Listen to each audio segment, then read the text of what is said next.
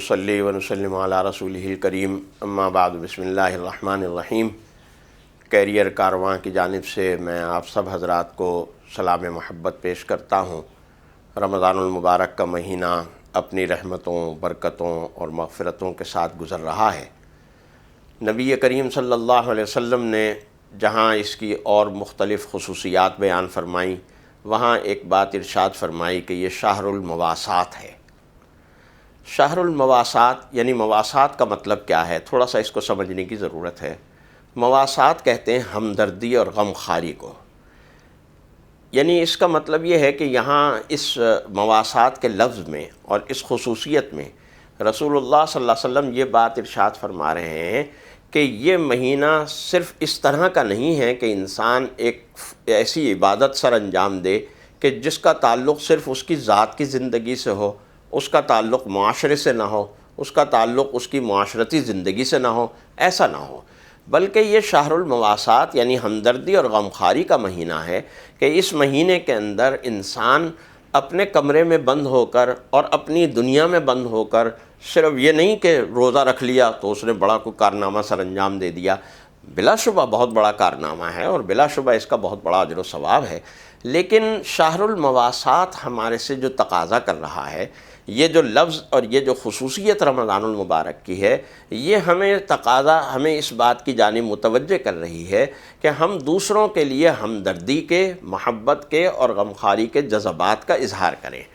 اور ان محبت اور ہمدردی کے جذبات کے اظہار کے لیے رسول اللہ صلی اللہ علیہ وسلم نے ایک بات ارشاد فرمائی اور فرمایا، مجلس صحابہ میں آپ نے یہ بات ارشاد فرمائی کہ جو شخص کسی روزے دار کا روزہ افطار کروائے گا، اللہ تعالیٰ اس کے روزے میں کسی ثواب کی کمی کے بغیر،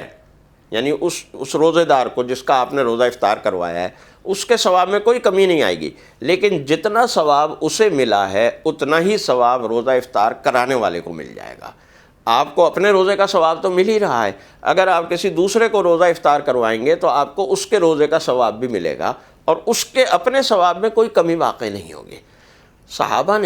صحابہ بڑے خوش ہوئے اس بات سے کہ بھئی روزہ افطار کرا کے بھی انسان ایک دن میں ایک روزہ رکھ کے ایک روزے کا ثواب نہیں، 2 روزوں کا ثواب بھی حاصل کر سکتا ہے۔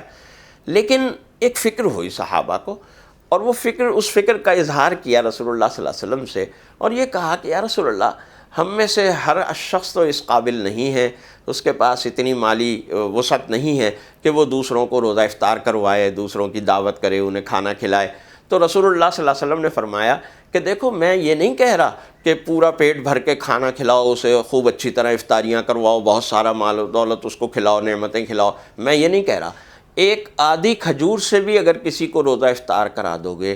آدھا گلاس دودھ یعنی لسی، ایسا دودھ کہ جس کے اندر پانی ملا ہو، جس کو ہم لسی کہتے ہیں عرف عام میں،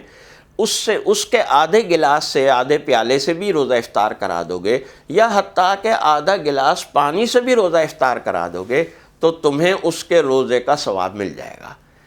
اچھا، اب یہاں دیکھیے رسول اللہ صلی اللہ علیہ وسلم یہ کتنی خوبصورت بات ارشاد فرما رہے ہیں اور کتنی عظیم بات ارشاد فرما رہے ہیں، اور اس بات میں جس چیز کی طرف ہمیں متوجہ کر رہے ہیں، وہ متوجہ اس جانب کر رہے ہیں کہ دیکھو، تم اپنا روزہ رکھ کے یہ نہ سمجھنا کہ تم نے بہت بڑا کارنامہ سر انجام دے دیا، تم اپنے ایئر کنڈیشن کمرے کے اندر بند ہو کے بیٹھ جاؤ کہ نہیں، میں باہر نہیں نکل سکتا، میں تو روزے دار ہوں، میں کوئی کام نہیں کر سکتا، میں تو روزے دار ہوں۔ نہیں،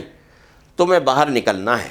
اور باہر نکل کر تمہیں ایسا بندہ تلاش کرنا ہے کہ جس نے روزہ تو رکھ لیا ہے، لیکن روزہ کھولنے کے لیے اس کے پاس ایک کھجور بھی نہیں ہے،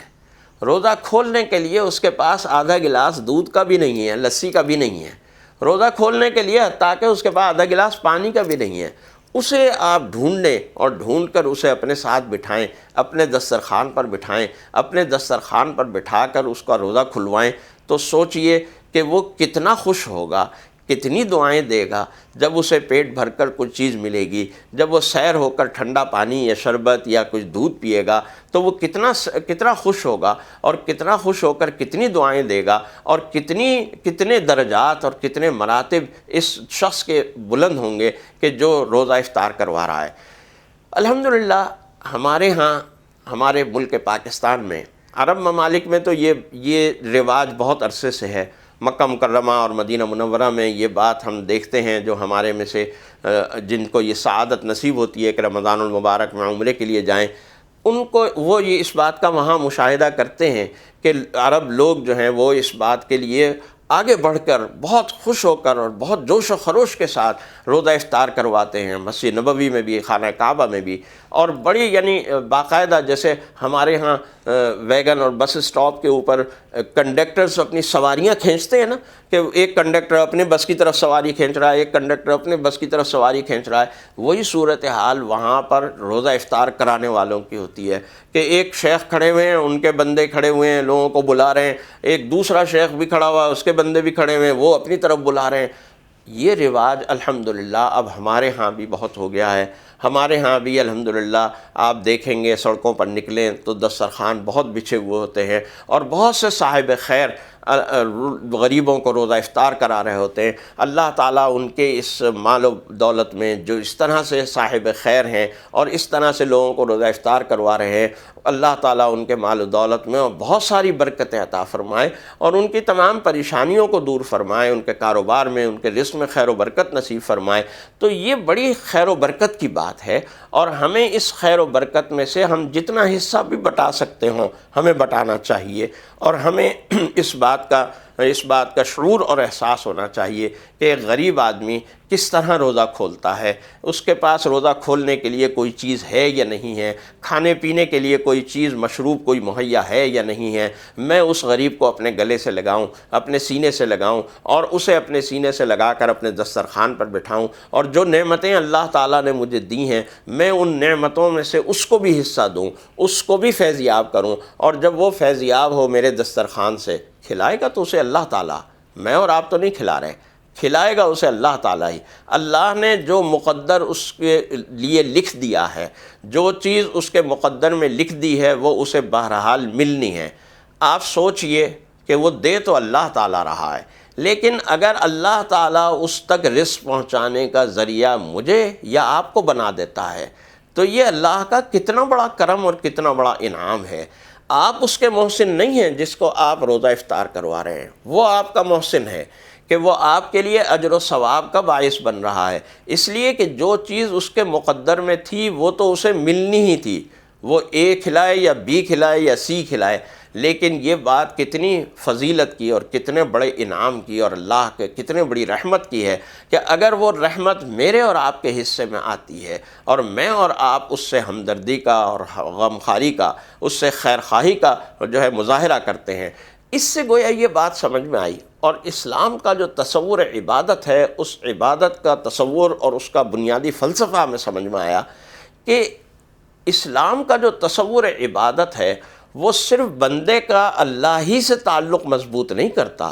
بلکہ بندوں کا بندوں سے تعلق بھی مضبوط کرتا ہے۔ وہ بندے کی صرف روحانی تربیت ہی نہیں کرتا، صرف روحانی اور اندرونی اور باطنی تربیت ہی نہیں کرتا، وہ بندے کی معاشرتی تربیت بھی کرتا ہے، وہ بندے کی اخلاقی تربیت بھی کرتا ہے، اور وہ بندے کو یہ بات سکھلاتا ہے کہ بندہ صرف اپنی عبادت کے ساتھ محدود نہ ہو جائے، بلکہ اس کے معاشرتی روابط، اس کے معاشرتی رویے، اس کی بول چال، اس کی گفتگو، ہر چیز جو ہے وہ عبادت کے رنگ میں رنگی ہوئی ہو، اور اس طرح سے محبت کا، ہمدردی کا وہ اظہار اور مظاہرہ کرنے والا ہو، مال و دولت بھی اس کے لیے خرچ کر رہا ہو، وقت بھی اس کے لیے لگا رہا ہو، محنت اور مشقت بھی اس کے لیے کر رہا ہو، دوسرے کی ہمدردی اور دوسرے کی خیر خواہی کے لیے۔ آپ سوچیں ذرا کہ یہ کتنی بڑی فضیلت کی اور عظمت کی بات ہے۔ رسول اللہ صلی اللہ علیہ وسلم فرماتے کہ جو بندہ اپنے کسی مومن بھائی کے لیے دعا کرتا ہے،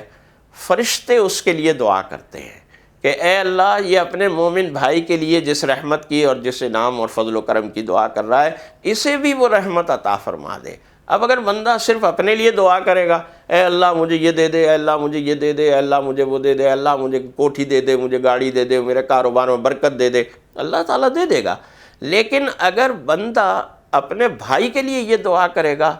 تو فرشتے اس کے لیے یہ دعا کریں گے کہ اے اللہ، یہ جو اپنے بھائی کے لیے مانگ رہا ہے، یہ نعمت اس کو بھی عطا فرما دے۔ تو اس لیے ہمیں اپنی ہمدردی میں، اپنی محبت میں، اپنے رویوں میں، اپنی دعاؤں میں اپنے